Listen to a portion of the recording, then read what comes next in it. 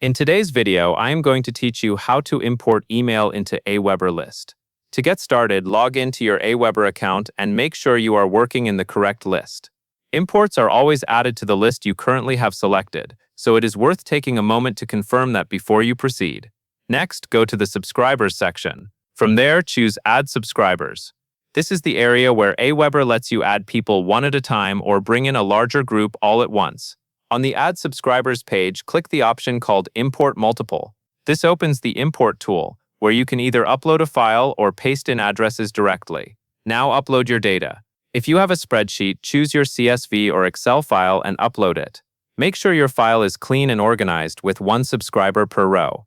If you do not have a file, you can paste your email addresses into the text box instead. When pasting, keep the format simple and avoid extra spaces or unrelated text, since that can cause errors during the import.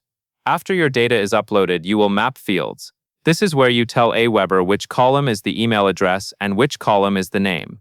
Match your data to the email field, and if you have names, match those to the name field. Taking a moment here helps prevent missing names or incorrectly placed data. Next, add tags if you want to organize these subscribers. Tags are useful for identifying where contacts came from, grouping them by interest, or triggering automations later. Use clear, consistent tag names so you can filter and segment easily in the future. Then select your opt-in setting. Decide whether you want Aweber to send a confirmation email to the imported subscribers. If you choose confirmation, subscribers will need to confirm before they are fully added.